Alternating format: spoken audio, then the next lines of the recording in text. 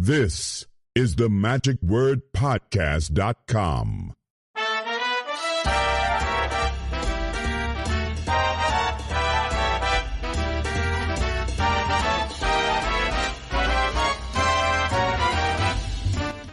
Hello, this is Scott Wells for the magicwordpodcast.com.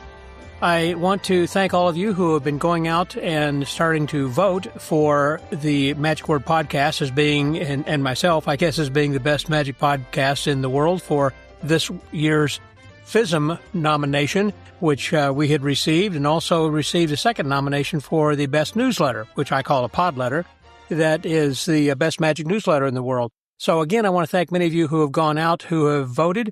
And if you are hearing about this for the first time, I want to first of all then tell you, if you can have the time, just to go over to the FISM website to vote for me, and that it would be www.fismitaly2025.com/online-magic-special-awards /. Anyhow, that's kind of a longer URL, but that's the way you get to it. And there you have an opportunity to vote for all five who are in the online category, such as magazines and digital magazines and others. Anyhow, we have started to receive several people who have been voting for my podcast and the newsletter to go forward. And I want to thank all of you who have done that. And also, I want to thank those of you who I anticipate after hearing this will go out and do this and help us move forward to win the award and bring this back from Tour in Italy here this year. The first time they're doing this online award for FISM in recognizing digital creators. It's just amazing. And thank you very much, everyone who's gotten me to this position here. Well, this week, speaking of international people and international places and acts and everything, we're going to be talking with R. Paul Wilson, who is from Glasgow, Scotland, and he's going to have a delightful conversation with us and talking much about film, because that's where, aside from magic, his real passion lies. And he's also produced and directed and starred in several films and some documentaries. He has worked alongside some of the big heavy hitter A-list actors in Hollywood like Sylvester Stallone and others, where he has helped to train them to do magic, or where his hands actually have been in the scenes in some of these movies, and we're going to talk about that. But he's also currently working on a project about the life of Juan Tamariz, which once this comes out is going to be amazing. He's currently got a film that's out called Our Magic, which is on YouTube, which I highly recommend. If you'll go to themagicwordpodcast.com for this week's episode, number 893, you will then see a link that you can go to Facebook and watch this. It's about an hour and 45 minutes or so, and very, very interesting, in which it features people from our community, some who have passed, like Johnny Thompson and a few others, but more importantly, just some of the advice and conversations with some of the titans of trickery from our industry. Speaking of titans of trickery, this is kind of an aside thing, but I also want to congratulate my friend John Gaspard, who happens to be a friend of the Magic Word, who helps us with his financial support and patronage, but he has also been featured on the April 2025 issue of the MUM magazine, which is the house organ of the Society of American Magicians. And he's talking about his books, Eli Marks, the mystery series, and he's got 9 of those out, in addition to a lot of other books that he has authored and other things that he has done, certainly. And this article goes into some detail about that. So congratulations, John, and also talks about his friend Jim Cunningham, who is the one who actually reads the audible portion of the books. So if you want to actually hear the books, and that way you can buy them, which I recommend. But if you want to hear them, you actually can do that by going to Behind the Page and listening to those books. And I highly recommend it, because he always has each week some really fascinating guests. And I know that you'll enjoy not only the books, but also the conversations with other magicians, which is completely different from what this podcast does and our conversations we have with people. Continuing on with this week's conversation, though, by the way, this is one that I know you will enjoy. I talked with R. Paul Wilson while we were at the Winter Carnival of Magic, the last one, and I say last one, not only the most recent one, but the last one. number 50. And last week we spoke with Tiffany Savage, and next week we will speak, I'll tell you in advance right now, we're going to be talking with David Da Vinci, who was the illusionist, or as he calls himself, a thrill illusionist, and he will be our guest then next week. But this week we are going to be talking with one of the people who was one of the performers and lecturers at this year's Winter Carnival of Magic, and has just a fascinating life and career and stories to tell. So I'm going to let this go. This is a little bit longer than usual, and I was going to break it up into 2 episodes. I put that out on Facebook and asked whether or not this should be into 2 episodes of shorter length or just let it go long. And almost 100%, I think there was only one person who had said, no, break it up into 2, but everyone else had all said, no, just let it run. So here it is. I know you're going to enjoy it in its completeness. And let me say also, when you think it's over, it's not. And that's why this went on a little bit longer. Kind of surprised Paul, too. So please welcome my guest this week, Mr. R. Paul Wilson, here on The Magic Word.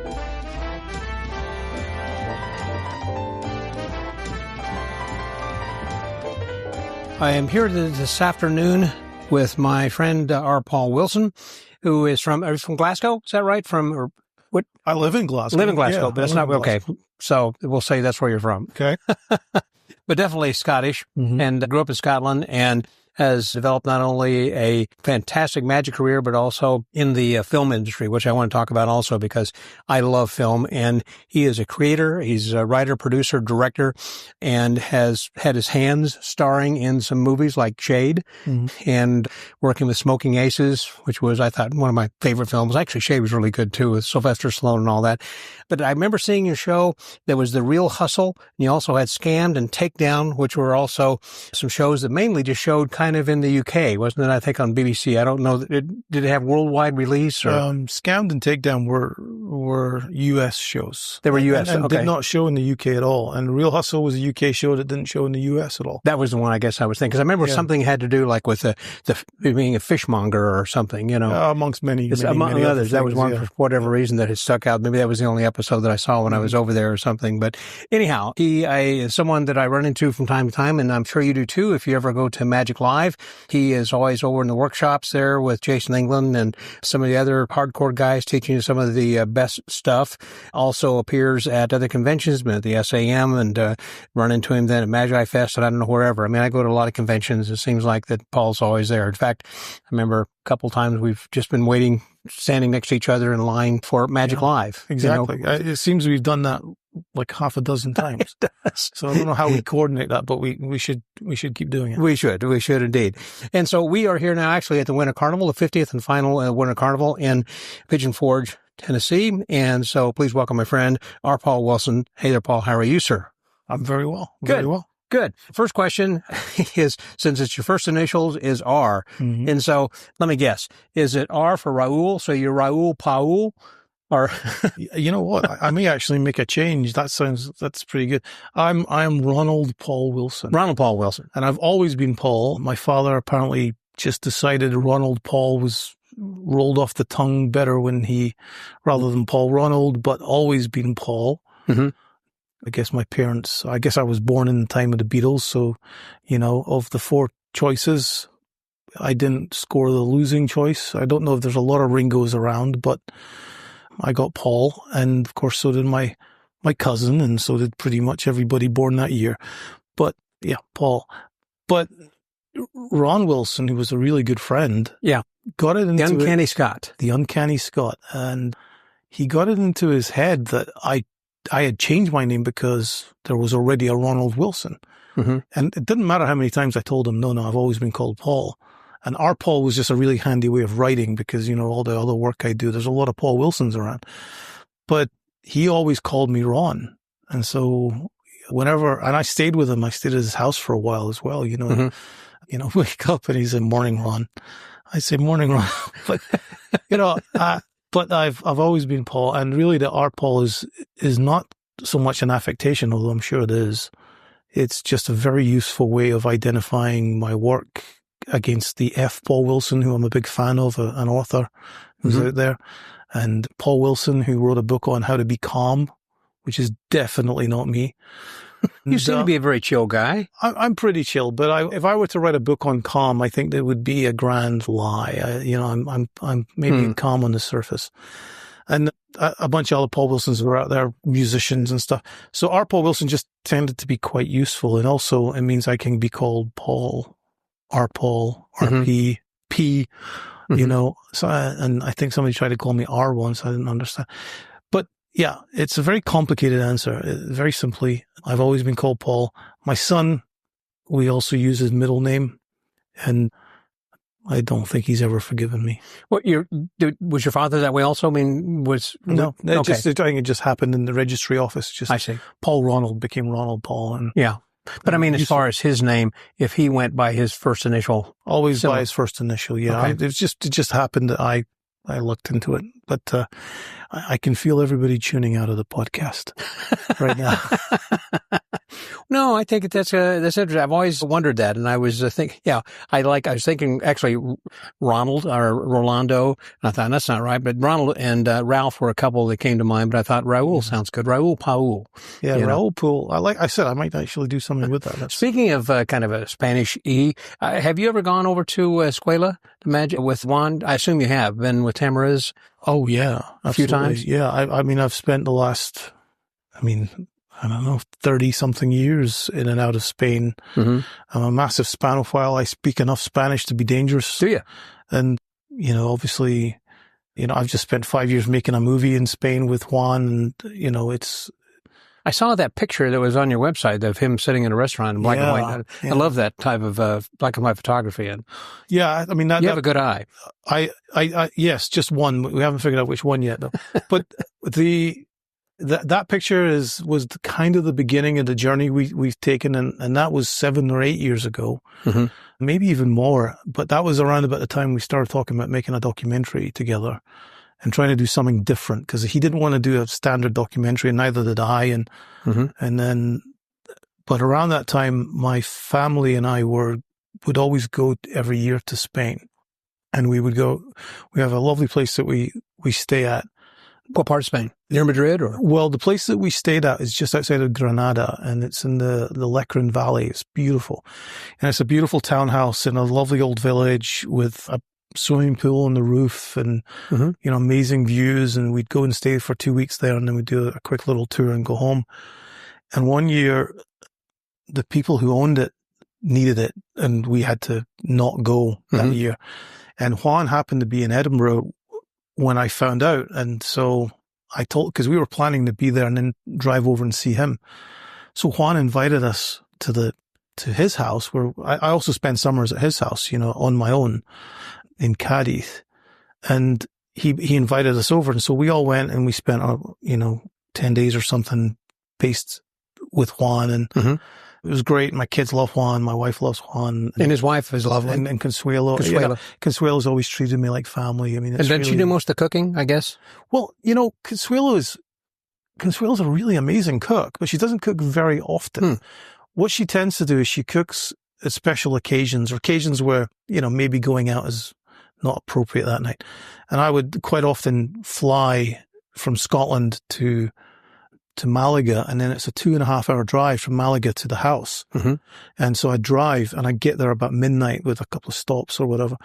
And you get there at midnight, Juan be waiting for you at the door, and, take you in, and you go through the garden, you go up, it's now midnight, and the smell hits you right away, and you realize she's been cooking. Dinner's on the table. And, and if Consuelo cooked dinner, it was, the first time that it happened to me, I never failed to amaze myself at how stupid I can be. And, I can't remember if it was the very first time I ever went there and had a car, but it was a long time ago. I got there, I got in the car, and then drove, and I thought, well, it's almost 10 o'clock at night, and I still haven't eaten because of the flight and the times. And I stopped, and I had a meal somewhere, like a McDonald's, but not a McDonald's. And I had that, and I said, okay, so I've eaten. And then I got to the house about midnight, and there's dinner on the table. Yeah, because they eat at odd hours.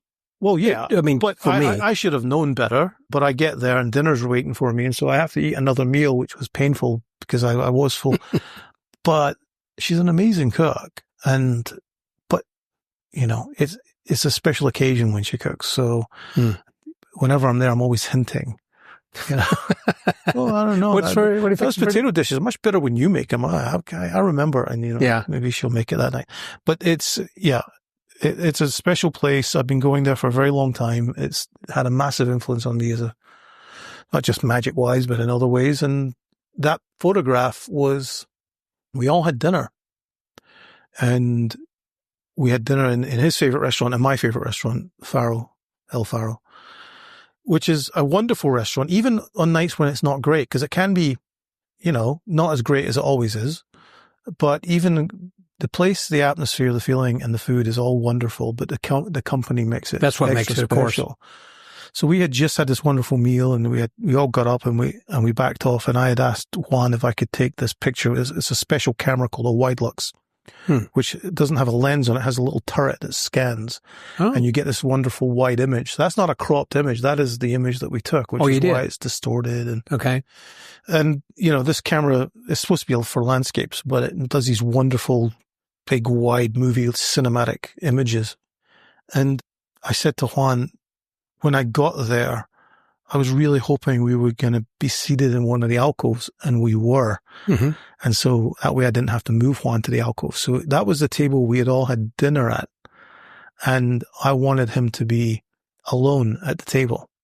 Because for me, that's a magical time. If you find Juan alone, because he's always surrounded by people, correct, you get to be at the table. But Juan was like, I don't like this. I like to be surrounded by people, and I'm Andalusian. And we had this, not an argument, he never argues, but we had this thing, but this really isn't me. And I said, no, but I think it is you. And then I asked him to look up and look over to the right at the picture. And he looked up, and I took the picture. And I think it took him a while to understand why I made him look like that. And I won't explain it, but if you understand anything about Renaissance art. Yes. Yeah. I know what you mean. The triangular. It's triangular, but it's also about inspiration and, not just divine inspiration, but, creativity and all that. And the lighting is important. And I very specifically wanted to stage it that way, and he did it. And then we talked about it. And that was kind of the discussion of how I wanted to make him uncomfortable in terms of revealing him as a person, as a magician, as an artist, as a mentor. And I think that was the beginning of a long and wonderful, but also, a relationship creatively that there was, if I ever said, let's just do it, he would do it. And if he said, I don't want to do it, I would not do it. But in the middle is this discussion about everything.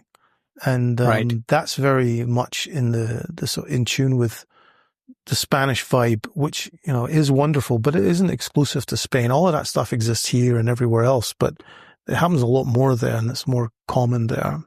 And so, I've been around the Spanish school for a very long time. And so when people go to the Spanish school, I mean, like you and Jason and Gary Plants and different people and Steve Beam or whomever, and it goes all night. It's not like, constantly doing card tricks. It's mostly probably talking and getting to know each other and then sharing magic also. Magic is a huge part of it. Magic is this kind of fulcrum on which everything turns, but it does lead to lots of other conversations. And so some of those conversations are, about magic itself and about inspiration and theory. Yeah. And some of that stuff touches a much wider range of topics. So, we will talk about cinema for hours, and Juan is a real cinephile. I'm a cinephile, but I can't compare to Juan's knowledge. Really? Juan's knowledge goes much further back than mine. And so I end up usually coming back from Spain with ideas for tricks, maybe some tricks he's shown me that I might want to play with and do or whatever. But then I also have a list of movies to watch, that he's, and quite often he always says he was a bad filmmaker. I don't think he was a bad filmmaker. I think he found making films to be frustrating and long. But he did do some filmmaking? I did not know that. He's trained as a filmmaker. He trained as a director. Really? That's when you see the movie, you'll learn all about it. Well, I'm looking forward to it. But he said, I made films and I didn't frame it properly, and I didn't do this, and I didn't do that. But I really think at the heart of it was that it was creatively restrictive to him. because, there's so many parts in a movie. And you can't control them all? Well, it's not even controlling them all. It's just there's so many pieces you have to move that other people, you have to have other people do things. Mm-hmm. And all of that kind of leads to where you are. And making a film is a very, very complex and time consuming and immensely frustrating and rewarding Who's process. it the hardest for? Is it for the director or for like the screenwriter who is trying to have this adapted to film? In other words, if you have an idea of something and the director is a different direction and I would think there'd be a little bit of a fight. So there are fights. There are fights, but you know what? The movies I've made, I've written myself all but one. But when I do take on a picture, I take on a creative level of control, which usually starts with whatever I'm given. If I'm given something, I look at it and go, okay, I like this. That's why I want to do it. But I want to do it. Therefore, I need to come at it differently. And it may just be a case of rewriting the script from a visual perspective so that I can include how to do it. And as I'm doing that, I may make some changes. Well, ultimately, it's the director's decisions, well, isn't it? Ultimately the director's decision. The director's decision, there are three phases really to making a movie. I mean, there are more, but there are three. The first one is the writing, and the writing should be as good as it possibly can be. And then you have this thing which is really, really good. And then you pass it over to a director. And if it's a real director, and by that I mean somebody who's not just taking a job and doing what they're told. There's nothing wrong with that. That's a business. Television is based on directors who have to do that because there's a consistency, and producers do have a creative vision, which has to be. They got a cookie cutter stamp. They know what they want and everything, and they replicate that. Sure. In film, though, I think that if you keep doing that, you end up with Marvel, right? Which is great for a while, and then suddenly it becomes, this is very plastic. Pandemic. Because your money's the driving factor, and you're trying to capture the widest possible audience. Whereas at the beginning, you just had some really good filmmakers making some really good films, but they were also making very entertaining films. And it's the same when you get a script. You want to be able to say, okay, I'm now the storyteller. You were the storyteller. You've given me a story to tell.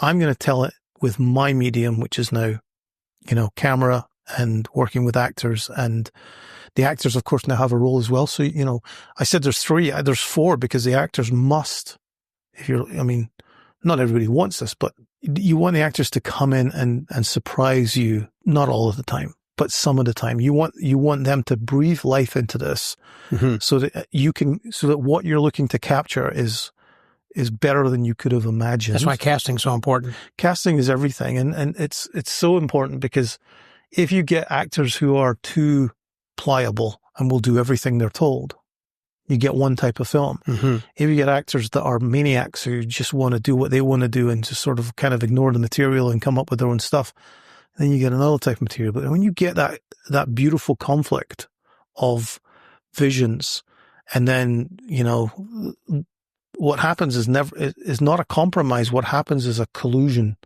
collision that becomes a collusion. Okay. And it's that collusion of perspectives. And if you get it right, then you get wonderful, wonderful, wonderful pictures. And if you get it wrong, you get a picture. You get, usually fine, but sometimes just, you get movie magic. Yeah. And there's always this thing about, nothing great ever comes from a happy set, because there's no conflict. And what do you mean by that? I mean, like, it's a family. I know that they all kind of work together. And most of the departments are, got their own pressures. They don't need to make any more. But there is this thing, you need this kind of conflict, or so that you have a resolution, and the resolution creates some kind of product, right? But you wouldn't want to create that on the set. Well, you don't want to create it on the set. It's just, you will, I worked with an actor on my last picture who came in with a crazy idea of how he wanted to present the role. And it was completely wrong. And the problem I had was that it was not something we could compromise on.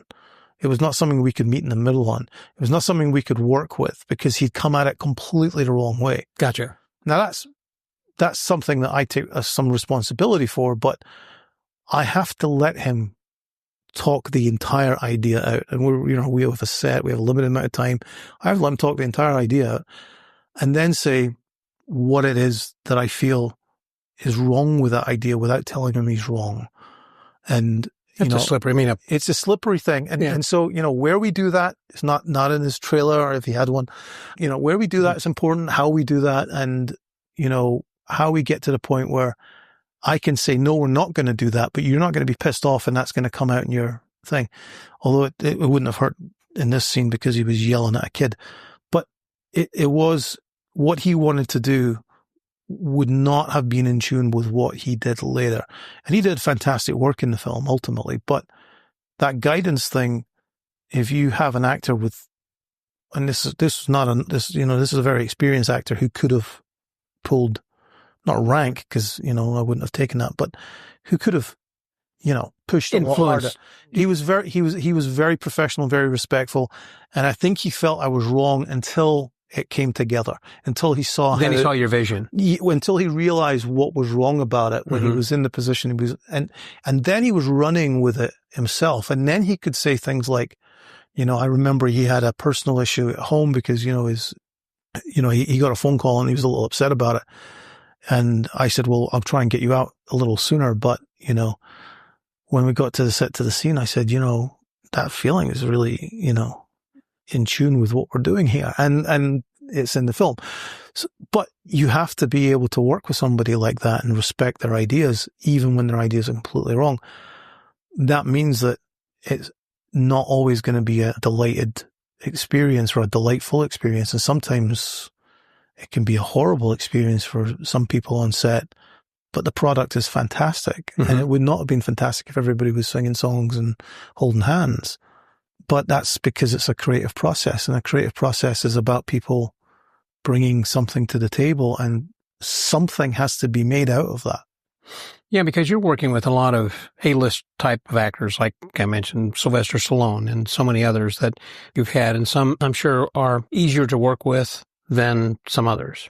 I've been very lucky in the films that I've been allowed to work on with these guys, really great actors. I can think of one very, very famous actor who just was not very pleasant, but she wasn't pleasant to anybody, to be honest. Not just to you? Not just to me. Okay. I was doing nothing directly with her anyway, so it wasn't really my issue. But I think that, part of that is fear on their part because they're committing something to film that will be there forever. And they're working with people that they don't know yet, or that, they're, and especially if they're only in for a couple of days, so there's, it's hard.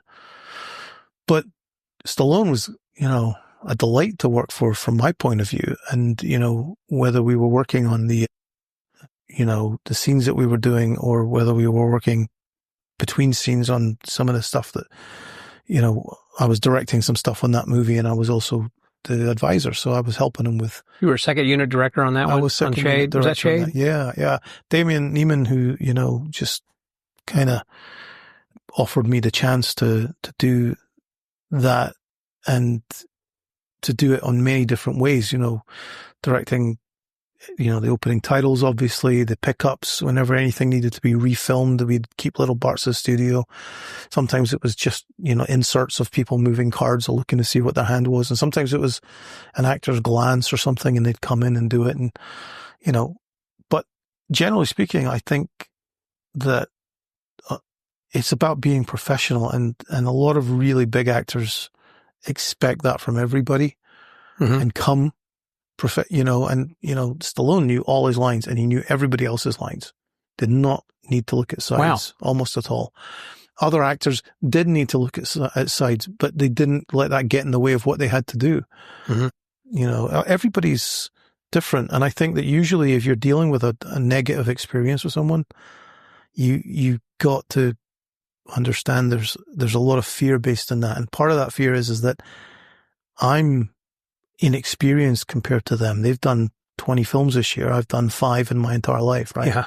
So I've got to be firm, but at the same time, I've got to be fair, and I've also got to be communicative and empathetic in a way that will allow them to take some chances. And when they take chances, to know that, well, they don't know. They'll find out later. To hope that I will grab the good stuff and the good stuff will make it, and that they won't be looking at it later and going, and I just guess that happens a lot. And it happens with good directors because, Sometimes you have to use the take you take for reasons that have nothing to do with what the actors did. But that being an actor, being in front of the camera, which I've also done, is extremely brave. Yeah, didn't you star in another movie that was, I've forgotten the name of that, Insulin? Isolani. I didn't star in that movie at all. I directed it. I wrote and directed. But you acted in it too? No. Just okay, acted and directed in that one?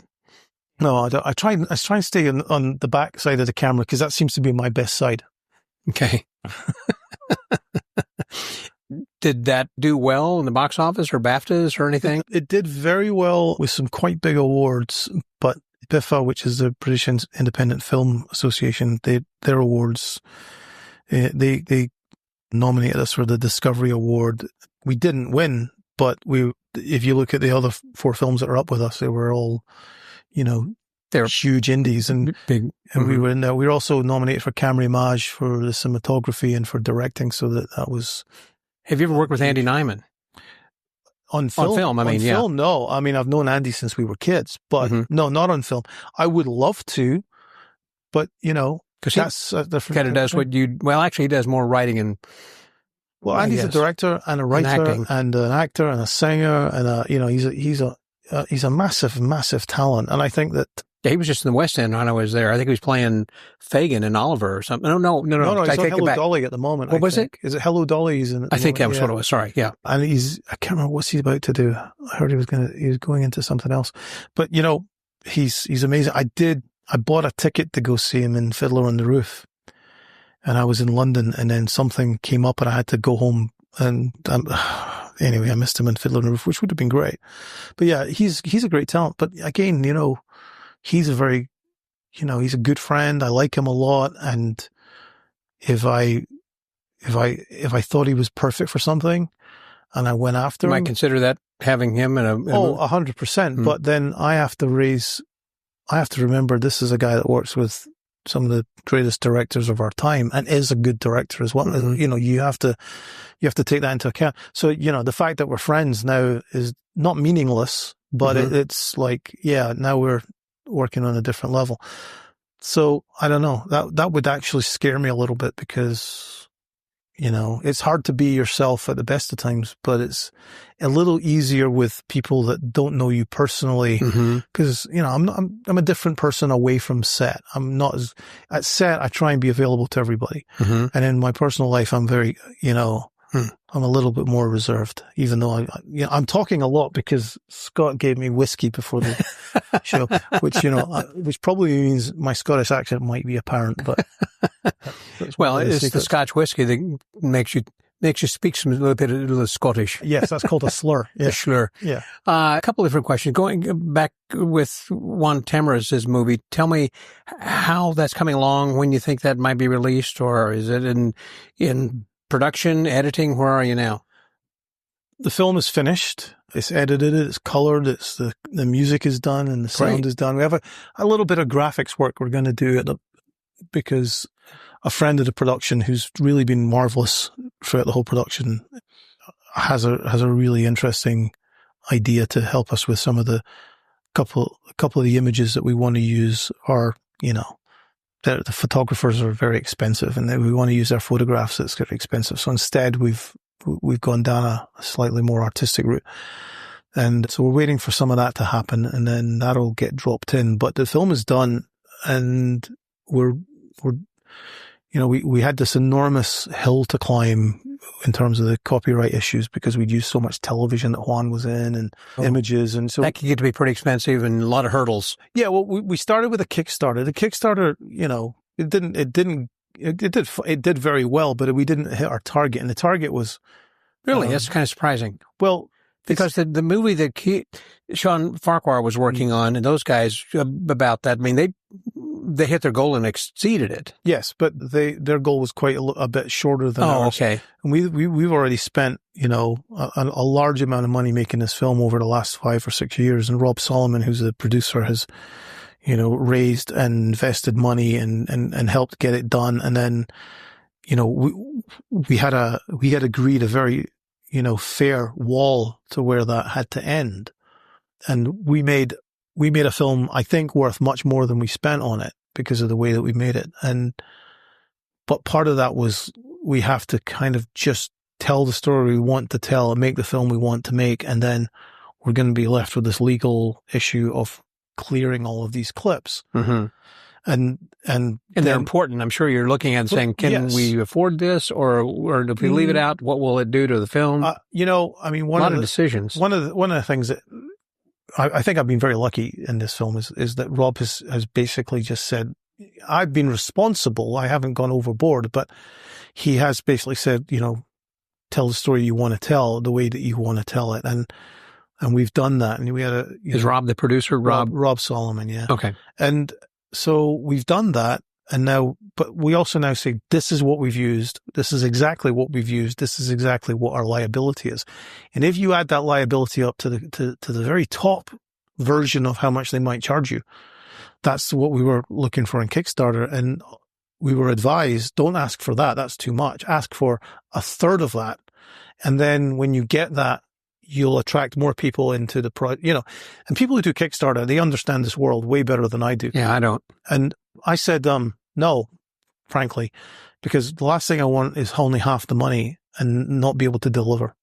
I just can't do that. Mm-hmm. If you give me the money, I want to be able to deliver on that. So if we don't make what is the real target, a target like this makes no sense to me. And I'm still not entirely convinced it would have been the right thing to do, but people I trust say that you probably still would have gotten to your target, but probably doesn't work. What we did do from that is we did get a couple of investors who called us and said, well, how can I help? That's great. And that has gotten us into the position where we are That's now. what you want. Well, yeah. And not only that, I mean, it's never going to make millions. It's a documentary. Yeah. So it's not even a documentary. It's a portrait. So it'll make what it makes. And, we've got a few bills to pay. I've never made a single penny off of this movie, and we'll probably just find our audience and then it'll exist, but it'll be a very worthwhile project, and hopefully we'll pay back the initial investment, and then hopefully we'll pay back some of the other investment. I know they have documentary festivals and all that in different places where that you can take the film around, but you call this a portrait. I haven't heard that term applied towards the film before. Is that, I assume there are not portrait festivals or? No, I mean, it is, technically it's a documentary. You have people talking about a person, and Sure. You have a person talking about his work, and you have, clips and all this stuff. That is a documentary.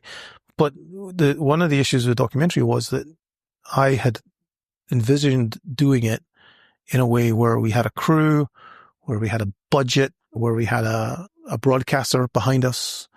It would have been made, and then the broadcaster would broadcast it and sell it, and that's how it would have been done. And that was all in the works when October 2019, we had meetings about that. And in that year, we sat down with Juan and we said, okay, so this is where we're going to go. This is the target. And Juan was hesitant. He was thinking, maybe we should do this ourselves, maybe. And I said, well, yeah, but I don't know. And we were talking about it when the pandemic hit. Mm-hmm. And shortly after, all the lockdowns and stuff, so I don't know, maybe June or July, Juan and I jumped on a Zoom call, and for no reason other than my head was shifted into the fears that the pandemic rose in all of us. Right. I'm looking at Juan and I'm worried about him because he's older than I am. You mean his health? Well, isn't he diabetic? He is diabetic. He's been diabetic for a very long time. His health's always been, an issue for him in that way, but his energy has always been so wonderful. That, But I just thought, I need to make this film, and I need to make it now. And I have a bag of lenses from when I made Our Magic and other, shorts that we did. I've got my kit, right? But when you make a movie, you have a crew, and I have a first AD, and I have a cinematographer, and I have, sound guys, and I've got a script supervisor, and I've got an assistant, I've got a team, and then they've got people, and that's all great. But suddenly I just realized it's me and it's nobody else. Mm-hmm. And as soon as we were able to fly, I had a ticket and I flew to Spain, and we I said, we're going to do one interview. I envisioned us doing 7. We did 9. And a long form interview where Juan talks directly to the camera about answering questions about a very specific range of topics that I had decided. Like what, for an example, overview? If you asked me this a couple of years ago, I would have resisted answering. I understand. I would have resisted answering because I wanted it just to be there without being overt about it. And then when the film was ready and done, I wasn't terribly happy with it. I wasn't happy. This is 2 years ago. So about 2 years ago, we felt the film was done because Juan had a health issue. The health issue meant I felt we'd run out of road. We couldn't really interview him anymore. Yeah. He wasn't going to be traveling anymore. Yeah. And, if you've seen Lost in the Shuffle, he was, that health issue is very apparent there. Sure. But Juan got treatment, and the treatment is fantastic. He is back to the Juan that we know. And so I thought, well, we could do more. And I started to think about how I wanted to present it. And so I kind of took the format and made it more overt and followed a journey with him. And so Juan has a theory called the 7 Veils of Mystery. And the 7 Veils of Mystery, which he talks about in Our Magic as well. There's like a little animated text segment with music with Juan talking about it. But Juan's really exploring the relationship he has with an audience and the relationship actually we all have with other people, the things they sense from us without understanding how it is that they can feel these things. And so 7 Veils of Mystery I felt was a great way to then explore Juan himself and to get to, Juan is a very, very famous person and more famous than people really appreciate, to be honest. Throughout Spain. Yeah. And, he is genuinely beloved as well. So I always felt he was kind of like the Paul Daniels of Paul Spain. was great. And I grew up watching Paul, and becoming friends with Paul was fantastic, but Paul was never loved. Not remotely like. Really? Okay. I've heard that. He's kind of like the person you love to hate. Well, not even like that. He just was, he was very popular and he was very funny and people liked him and people knew him and he was the magic guy. And people did love him. They love watching him. They love going to see him in shows. He sold out theaters up and down the country. Sure. But what I mean by loved is Juan is loved in the way that I believe Mr. Rogers was loved here. Right? That connection is what when people come up to him, they hold their hand to their heart. Well, they see Juan. And I'm watching them have the same conversation he's heard a million times. They grew up watching him with their family. And when you watch the film, you realize why that was important, because Juan was one of the people that came out of the period immediately after the dictatorship when television and everything started to change. And television, which was very gray and authoritarian and controlled by the dictator, suddenly was becoming a little bit more free and a little bit more easy. And here comes this guy on television, and he's not wearing a suit. He's wearing jeans and he's got long hair. Yeah. And he's kind of goofy looking with a hat. Yeah. And he's amazing. And he's also smart, right? That's the other thing too. He's funny, he's amazing, and he's smart, and you can feel it. And so he represents a period of time where people came together and also embraced their own culture. And, Spanish culture is very, very, very rich and deep and interesting and fascinating and goes way beyond what most people understand, certainly way beyond what I understand. But Juan is connected to all of it in little threads here and there. And then he also represents this, the Mandragora, which is a bar in Spain, in Madrid, where musicians would come and sing folk songs that would essentially challenge the status quo. And, they would punctuate the changing culture that was happening. And on one night a week, Juan would come in and do close-up magic, and people would gather around and have this amazing, energetic. Wow. If you've ever been around Juan, not watching him on television, although he's better on television than he is on video. Like magic videos, I always think are terrible. All of us are terrible in magic videos, because even the very best one doesn't represent what being in the room with that person. Nothing like that, and especially around Juan. And Juan, when he has people around him, especially. That energy is amazing. I've been there. But you don't capture it when you see it on video.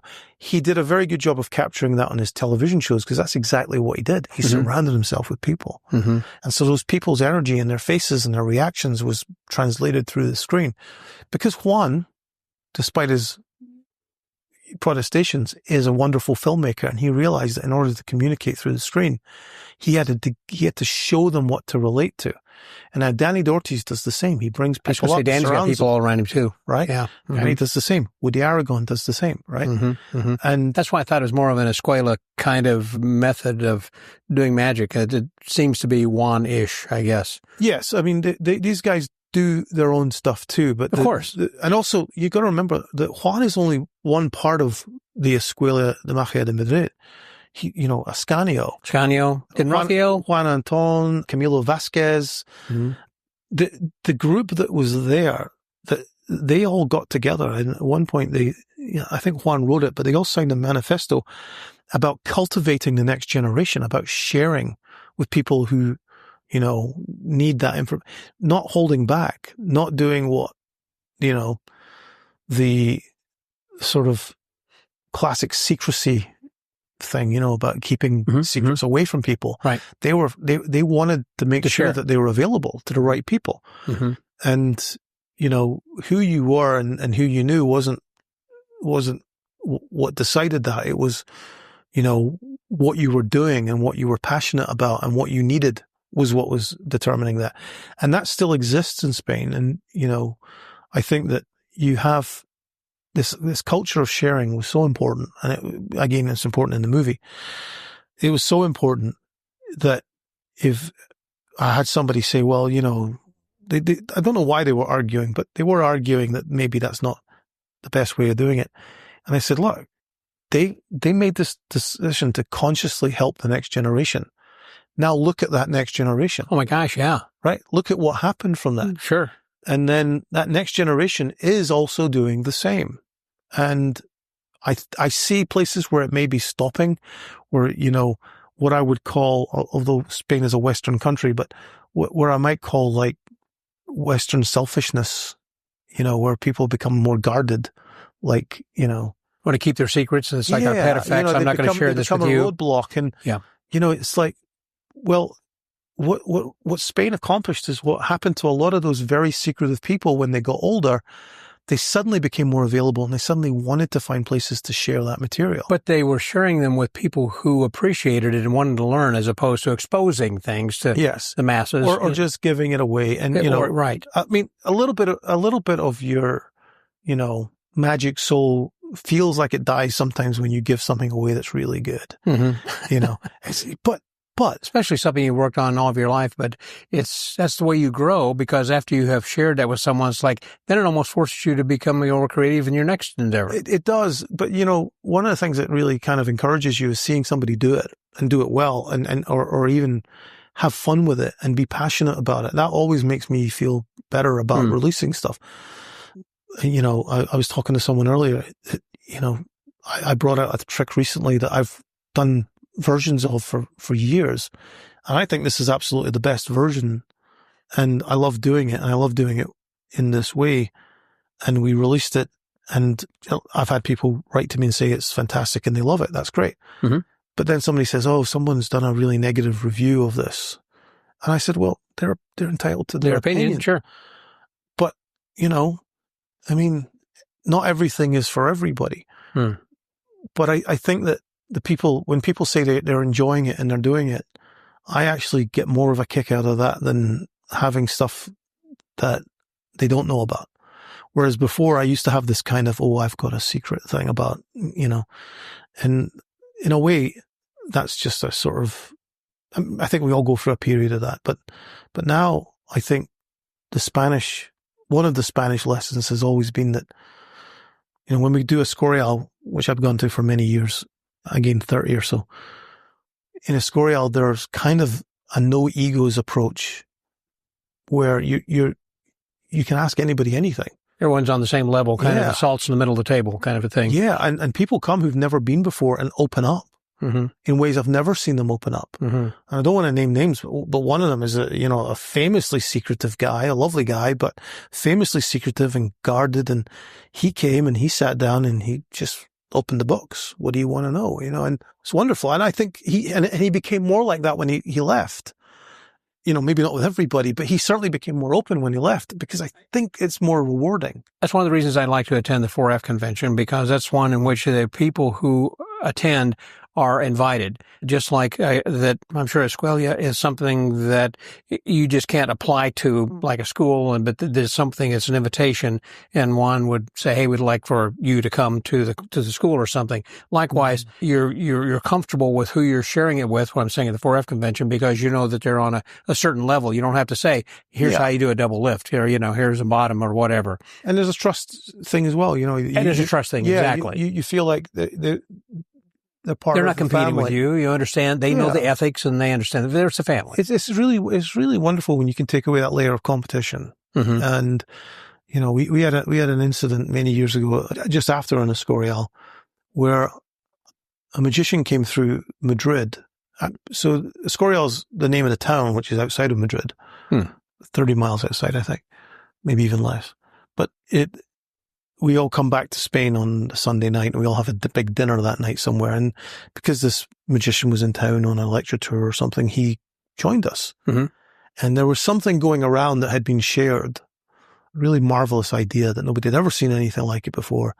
And it involved a physical object that, everyone had one. New method, new concept? New method, new concept, new everything. And it was a wonderful thing. But when they handed it to this person, there was a real feeling of, oops, this is not the person to show this to, because that could go anywhere. I understand. Whereas there was no feeling of that ever. But also, that person brought a competitive nature to the group that was out of tune with everybody. Yeah, everybody who I've ever seen come to Escorial has been, wanting to be part of the party and, take part and be involved. And where are your priorities? What are you doing all this stuff for? And do you belong in a group where people are willing to just literally open up any secret and share it with you? Mm-hmm. Those places are very rare, and they probably should be rare. Mm-hmm. But that culture makes magic better, and everybody who takes part in it in a positive manner. There are so few places that are like that, though. Yeah. And I say places, I know there are roundtables in different groups in parts of the world where they get together for lunch once a week or month or whatever, outside of like a club meeting or something, in which some guys who are serious about whatever will sit down and share ideas and say, this is what I'm working on, and say, well, you can improve that if you do that. What if you did this or that, or use this joke with it or something? It's funny you bring that up. That's really interesting, because I think clubs are so important, because that's where the filtering process starts, where the relationship starts between generations, which is so important in magic, younger and older. And, and what tends to happen is you have, branches of magic represented in ways that you might not expect. In Madrid, for example, although, Madrid is obviously a little special. It's got all these wonderful magicians. But, the club in Madrid, the Say, and is a wonderful club with wonderful magicians. But in Spain, at one point, the old guy who was like older than everybody, who was, was Fraxon. Yeah, cigarette guy.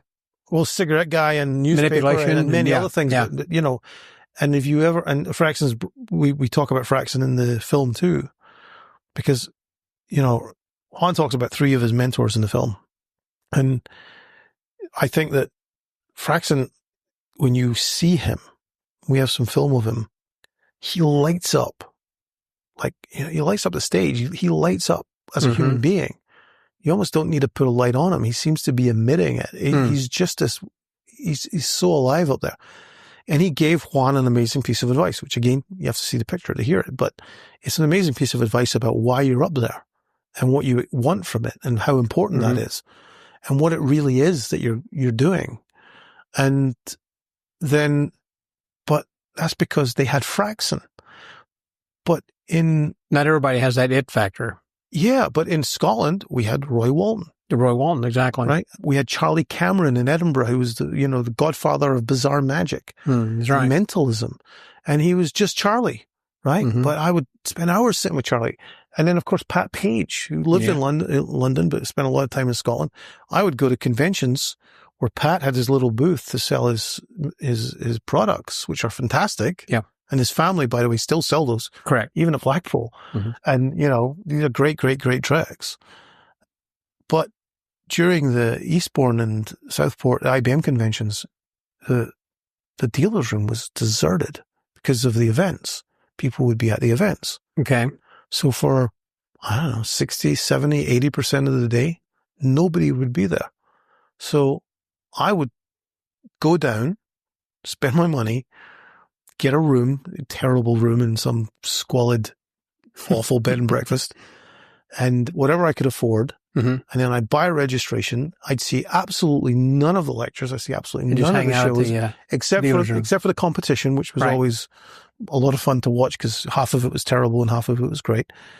But I would spend all the rest of my time sitting with Pat and getting him cups of tea. I can see why. I'd spend time with him too. Yeah, but he's invaluable. You just talking, telling me things and making fun of stuff I was trying and, correcting and, giving bits of advice in his very, sarcastic and, and that time was brilliant. But again, that's that thing of that in these clubs, Edinburgh Magic Circle, there was Len Edwards and Sunny Day, two fantastic magicians, neither one of which most people have ever heard of. Certainly not Len Edwards, although Len Edwards was wonderful. But then we also had Roy Scott. Roy Scott famously saw Tamariz do a trick on television and said to, I think it was me and Peter Duffy the next day, how fooled he was by it. And Peter said, but that's your principle. It is? He says, yeah, that thing that you put in the gen. Yeah. And he went, oh, so it is. And it was so well hidden. Oh, wow. But Peter had identified it, right? Yeah. But Roy Scott had come up with that. And Jim Boyd, who's still at conventions, Jim Boyd invented the hopping halves. And I love watching Jim go up to tables and he lets people try and pitch him his own trick. But people think that trick went way back, but it did. It went way back to when Jim Boyd invented it. So in Scotland, we were very lucky. And then you go to England and you've got Alan Allen and you've got, Ali Bongo and Alan Shaxson. Alan Shaxson, right. And then you go to France. So in actual fact, the clubs are really important because it introduces you to these people and it allows access not only to younger generation to getting advice and help from the older generation, but for the older generation to find the people who are willing to, the sponges who are willing to soak this stuff up and take it in their own direction, sometimes do it entirely as taught. But I think what you're listening to me doing right now is I'm realizing that everything that's wonderful about Spain, which I said at the beginning exists everywhere else, I think it exists in a lot more places when there's a place for people to come together and to share and to spend time and then benefit from that. That's good advice for people to join clubs because today I don't believe that this generation is a joiner generation. That's why you're seeing a lot of fraternal organizations. I don't care, like Lions Club or JCs or whatever. I don't think that they have the numbers they used to. And likewise, I don't believe magic clubs have the attendance that they used to, and particularly with the younger people. Yeah. I go through phases where I think like that, but I also, the way we learn magic, the way we access magic has evolved over time, and the internet makes things very different. Is that a good thing or a bad thing? Well, it's both. It's both. Good answer. Good answer. We always used to say exposure wasn't a harm because exposure, it doesn't linger. People see how a linking ring is done and they, but then they see someone do linking rings and they go, well, that's not how I saw it. It might even be the same method. It's just done so well. Right. But now people have the ability to locate anything immediately and find out. So in real time while the person is doing it on stage, they're Googling it. Correct. And that's a real issue. And I think that whenever I see a magician, sometimes very good magicians and not bad people, decide to teach tricks, there's a layer where you kind of have to stop there. There's a layer of free entry to magic where you should be able to say, look, if you're interested in magic, here's some stuff. And the reason magic sets are all the bloody same is because, we've given those over to that side of the line, right? if you want to continue to the other side of the line, you had to buy a book. You had to get involved, right? Right. You had to get more deeply involved. Now you can just look up more and more videos, because if hits are important and people realize that by doing this thing, which everyone has said is wrong, and they said it's wrong for a very good reason, but getting hits is more important to you, then that's a really easy way of doing it. And an easy way of doing it will always attract the wrong types of motivations. And so whenever I see anybody doing that, I have kind of a zero tolerance. So what do you say about it? To them, nothing. But, I wouldn't encourage anybody to book them for a convention. I don't see why you should lift our skirt and then get to come to our party. Yeah, good point. Right? Yeah, because they are. And if they cared about that, then that's good, because then they would stop, maybe. But if they cared about that and then continue, then it's not, something's very wrong there. And we know the people that I'm talking about, because you've talked to them. Yeah. Right? Yes, I have. And I feel very strongly about that. Yes. I feel very strongly that you were right to talk to them. Mm-hmm. I feel very strongly that I also feel very strongly that you let them off the hook. Right? Yeah. And I feel that I want nothing to do with those people. Yeah. And I just don't think they belong in our company, because their motivations are either false, or they're they're selfish, and they are selfish, right? If they're motivated by the profit, because obviously not the hits are turning into dollars. And that's what I keep hearing is, yes, but look at what they've been able to buy with our ideas, right? And okay, fine, and let them do that. They can do what they want. It's a free world. Why do we have to have them in our company? Because that's the thing that you should be giving up. I see. Therefore, although not necessarily, but you are essentially strangling some of, you're souring the milk a little bit, right? And strangling creativity, because some people are just going to say, if they're going to be exposing that, then I don't need to be contributing. I mean, you look at people who have contributed really good ideas that decided, if I'm going to be ripped off by, that's a different issue as far as being ripped off versus being exposed, but still, if they are, it's like, why should I continue to do that? Well, yeah, and I say you can stop, but if I did, look, if I did this purely for the money, I would go broke. I know people who can make, tons of money selling magic, and I know a few people who can do that without standing on anybody's toes or taking anything they shouldn't, and those people are geniuses. Marketing geniuses, and sometimes magic geniuses as well. But I do it because I enjoy the process of sharing it, and I enjoy contributing to the people who are looking for something.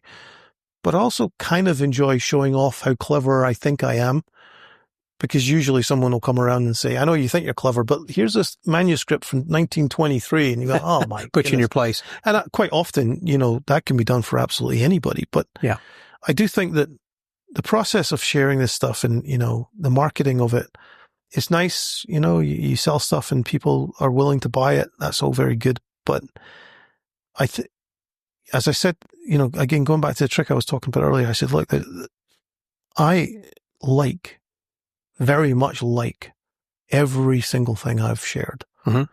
It's something I've put more than just a paltry amount of effort into, and then some graphics and some marketing. By the time it gets to that stage, I've done a lot of performing of it. I've worked with it. I've played with it.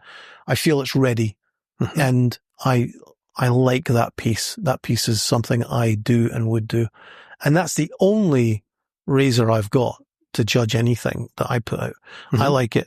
Therefore, and sometimes, having put all of that work and all of that effort and all of that time, you look at it and go, wow, I mean, that's a really good deal to just get it, right? But then people look at the packaging and go, I don't know.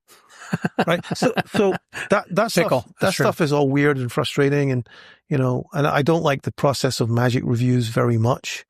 There's a couple of really good magic reviewers out there. And not that I've watched a lot, and there may be more than that, but the bad ones, or the one, not even bad, they're still doing good stuff. But the ones that talk about it and kind of get enthusiastic about it and imagine how they're going to use it and start to think about it beyond the level of competence, right? In other words, they look at it and go, wow, I could do this with it. And I can see this is where the work is required. Where some people get to that point and go, well, this requires work, therefore it's terrible. Or I don't imagine myself doing it, therefore it's terrible. Right. Magic's a very difficult thing to review because it's such a subjective thing. It is. It's just like art. Yeah. I mean, I've talked with people about competitions, about, your perspective or subjective opinion of what is considered art and that someone's act is different from someone else's, just like a painting on the wall or a movie. Some people are ahead of their time and some people are only for a few, right? Some people are, and some material is only for some people. But I do think that magic is one of those things where I don't care who you are, you like exploring and playing with new secrets, right? Mm-hmm. And therefore, when we go to Blackpool, had you been to Blackpool before? Was that your first? Yeah, this is my third one. I just went to this year. Well, I've been going forever. I mean, I've been going since I was 16. Blackpool is this enormous marketplace, and it's easy to make fun of. Mm-hmm. But I go around and if I take the time to stop and look at something, most booths have something of interest there. Mm-hmm. There's a guy called Astor. I know Astor. Sure. Astor's. I was going to book his lecture tour and then COVID came up. Oh, well, but his stuff is always like, oh, wow, that's great. Oh, that's great too. Oh, this one's great too. Mm-hmm. And he's just one great idea after another. Kind of remind me of Kovari. Yes. He's a modern prolific genius creator of really clever solutions, but they're also practical. Mm-hmm. Commercial. Yeah. And he'll tell you, I've probably brought, I don't know, 50, 100 people to his booth to see him do that mental epic that he has. So different.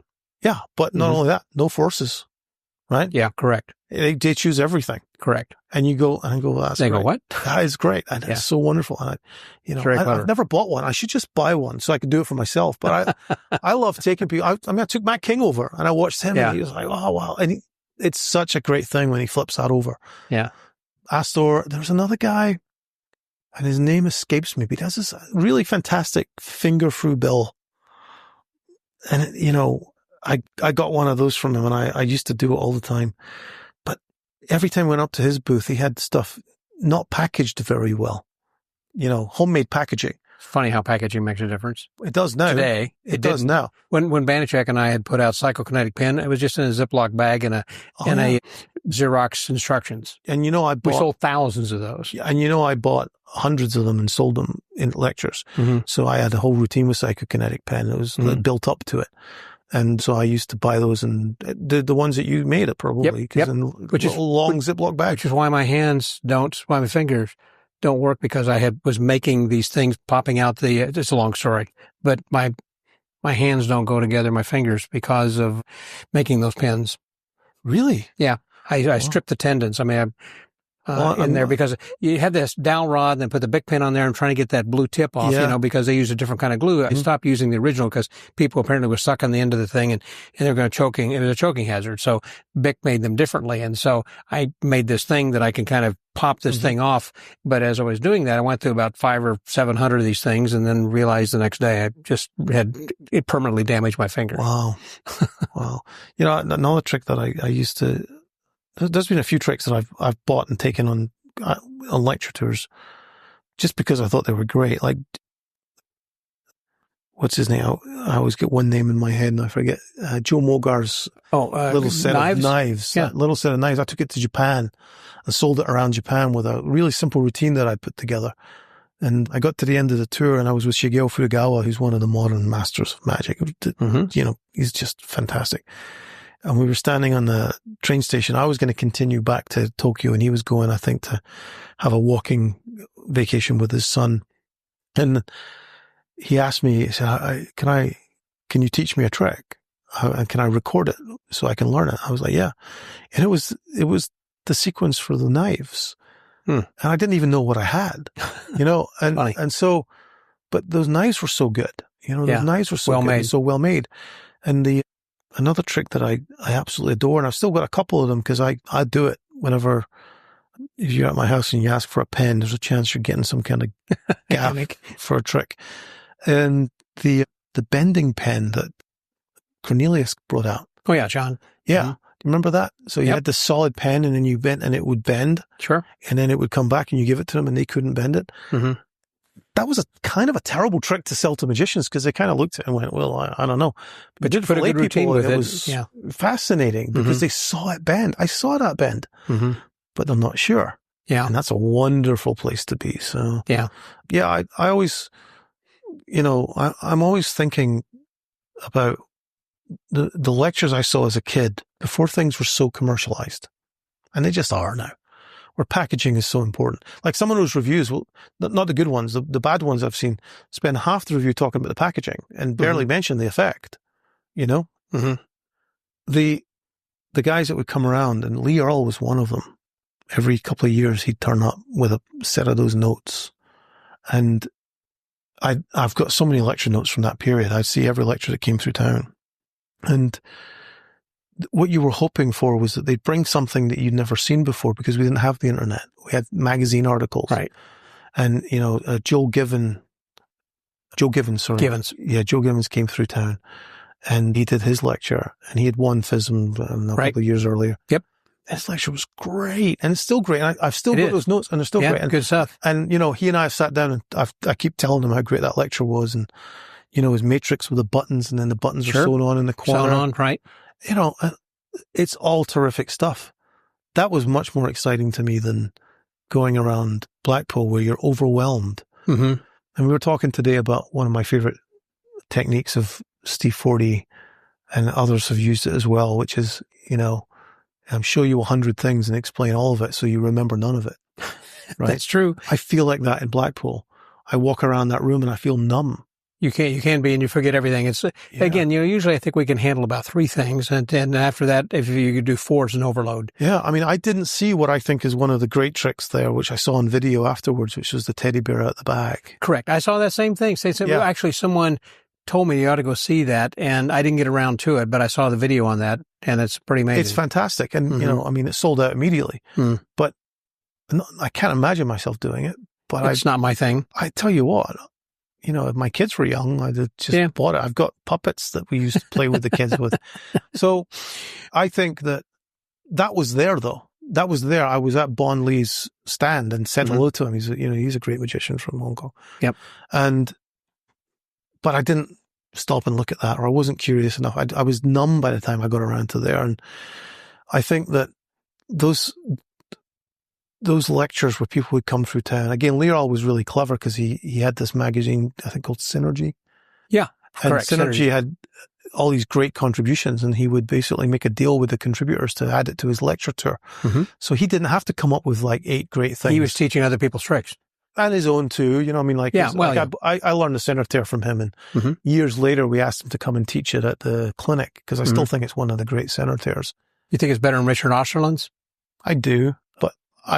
But I think that if you ask somebody else, they might tell you different. Yeah, it's whatever. I learned both of those. The thing about Lee Earls is that part of it is so ingenious and clever. Mm-hmm. And then, of course, I also like Ron Pink's. I think that's good too. But, and I like my own. Acidus Novus works for me. I'm not an expert on center tears, but center tears, the technique is only so much. One of the great techniques for things to do with center tears is to try and do it in such a way that this makes sense. Mm-hmm. And there's only a couple of things that resolve that. Burning them, for example. Correct. You tear it up and then you burn them and then you look into the ashes and then you take the ashes and rub them on your arm and make it, right. So all of that so the ash pen, remember the ash pen? Sure do. That little nubby little bit of soap or whatever it was. Right. I would have a rolled up sleeve and I would have the ash pen here and would literally pull up my sleeve as I was standing here. So my sleeve was like halfway up my arm, but nobody ever noticed. Right. And I would be drawing this thing on my arm while I was talking to them. And then, we'd get to the other thing and then I'd get to the point where it was burned and then you'd read the ashes and you go, look, I think, let's have a look. And then it would appear on the arm. And that sequence was just so fantastic. I know we could talk for a lot longer. This is I don't know what time it is. Oh, it's rushed by. I specialize in rambling, incoherent conversations. Which is why I let you go. And I guarantee nobody's with us right now. Everybody's either asleep or left, or, I'm confident they're going to go back and listen to this a second time also. The Wilson thing. If they made it past that, they get an award. Anyway. It was excellent. So cheers. Thank you very much for joining me. And of course, this is called the Magic Word. And I always close by asking my guests what it is. It's your magic word. What's your philosophy of life? What's important to you? I know we're already taking a long time getting here. At the beginning of the film, Our Magic, I asked the question of everybody, what is magic? And the only person who had an answer right away was the only person who I'd given warning to, so that he would have an answer right away, because I felt, and that was Max Maven. And he already had thought about it, but he gave me a concise answer. Everyone else, I told them nothing about that question. Yeah. So that when I hit them with it, I wanted them to reveal the depth of the question. Because that's kind of what I do. That's why I don't tell them in advance. Right. And I sort of feel that the less important or the less you know about something, the easier it is to come up with an answer that's, like that, snappy and related to something.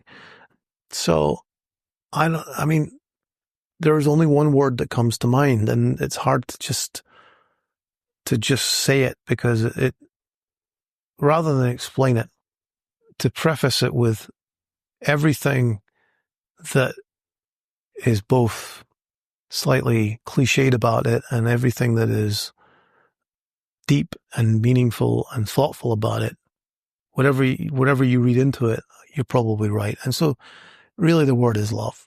It really is. And, and I hesitate because maybe there's something clever. You know what? You asked me what the magic word is. It really is just that. So the magic word is love. I love it. I'm sure 50 people have given you the same answer, but that's it.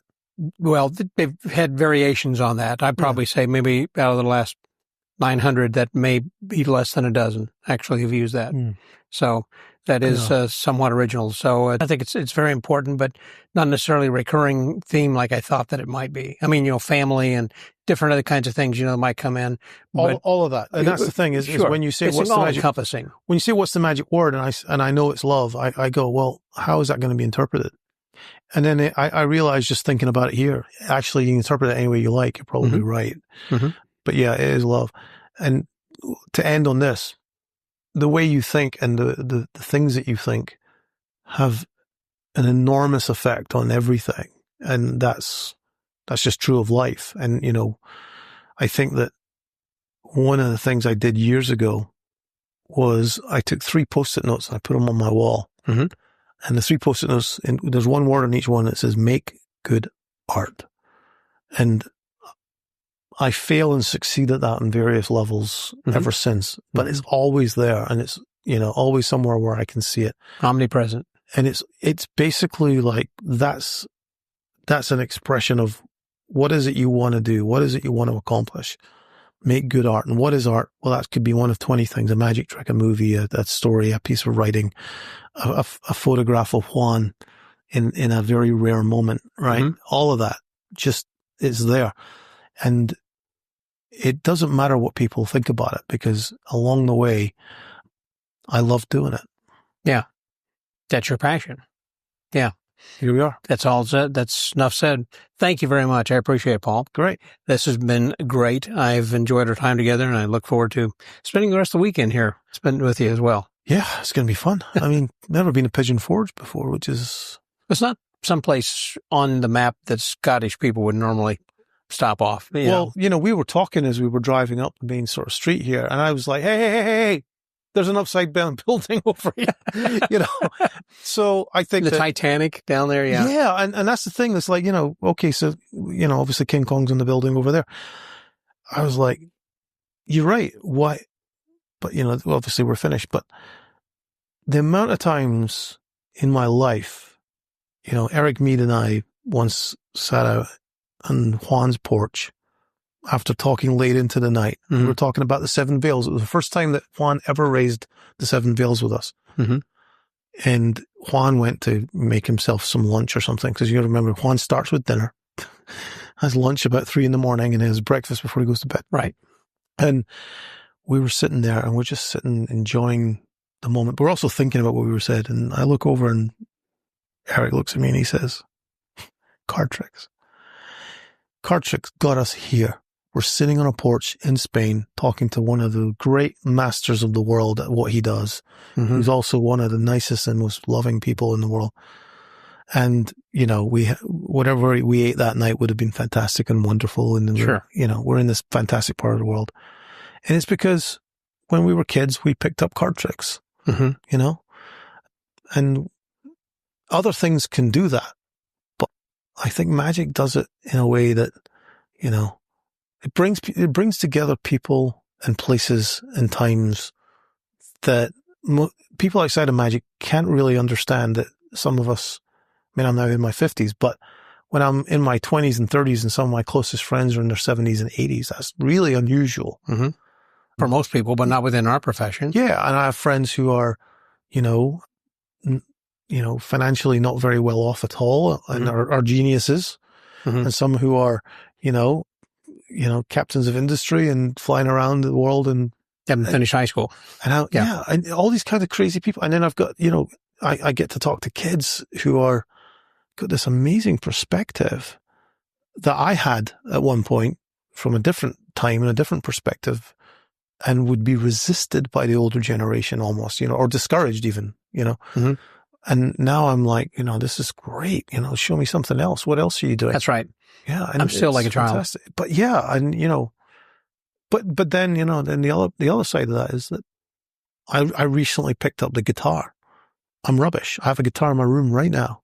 And I can't not practice it. I am fascinated by it, but I'm genuinely interesting. Never too late to start. Yeah. Could be the piano or whatever else. Right. Or, well, we have lots of music instruments in the house. My son plays fantastic guitar. My other son plays fantastic piano, and they both play a little bit of the other. And I just decided for some reason to pick it up and play and noodle around, and then started watching YouTube videos and then getting better, and then start to realize, oh, I need to maybe join a course. And then, so I'm into the course, but then I'm kind of swallowed up by the technique. And I'm not learning any songs. And so now I need to rehearse better. And and then I go, whoa, what is this telling me about magic? Because it is telling me an awful lot about That's a very good point. Right. His applications, the crossover. Right. And not only that, I have no intention of getting up on stage with my guitar ever. So why do I love it? And why am I doing it? Why do I love, you know, mentalism? I don't ever want to be a mentalist, but I love reading about it. And I love coming up with ideas. I love finding where it can cross over to magic. And most of the magic I do is for friends and situations that are personal. The shows I do professionally are rare. And I think that music can teach us an awful lot about magic, but it teaches us one thing that's really important, which is magic's more difficult than music. And you tell that to anybody who studies music and they're going to look at you like you're out of your mind. Right. Well, here's the thing about magic and music. Music, you always know how big that mountain is. And it's a big mountain. It's a bigger mountain than music, than magic for sure. Music is a bigger mountain than magic. But you always know where you're at. You always can see the peak is still way, way off. Step, if you're ever going to get there, nobody ever gets there, right? Yeah. But you still know how far up the mountain you are. You can see how far you can. You see, God. Magic's not like that. Magic is just full of little ledges where you constantly think you're at the top. And, you know, if you're it's not, like, this is it. If you're not driven to keep climbing and to try and get to the next part, you know, the next layer is behind you and you're kind of looking at, you know, so magic is this thing that you can get really far really fast in terms of appearing to be a very good magician, which is wonderful in itself. But to actually try a little harder and go to the next level, those stages are you have to consciously go after them. So to be good at magic requires a much more conscious effort than it does with music. With music, you kind of have no choice. If you know, you can stop and be good at whatever you've learned, but you know, you always know there's that thing there that maybe I should spend some time on that. So magic is harder to be good at than magic is harder to be good at than music is the accurate way of putting it, because you can get much further. If I could be as good at music as somebody could be at magic within a couple of months of just doing some general practice, that would probably take years. Correct. Years. Yeah. I see your point. But magic gets you there so quickly that you then become restricted by your own accomplishment. And, you know, that's enough.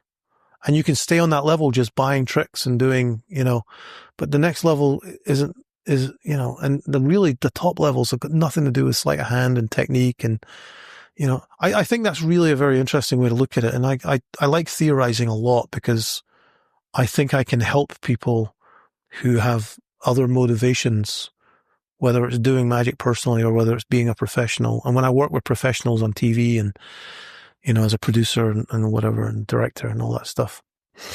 Well, I'm going to say that this has been an additional epilogue. Are we still recording? I thought we stopped recording. No, we didn't stop yet because that was excellent stuff. I'm glad I kept that on. So I'm going to turn this off. Yeah. But thank you very much. So for joining me. All right. I thought we were just talking. No, well, we were. and that was more of what we were just doing. Thank you very much. That was our Paul Wilson for the Magic Word. This is Scotty out.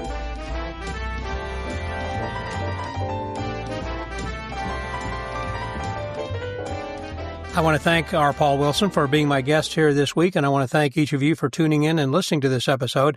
I know you got a lot out of it, and we went into a little bit more depth at the end there, and even, as I said at the beginning, we surprised Paul by going on a little bit longer when he thought that we were actually already wrapped up.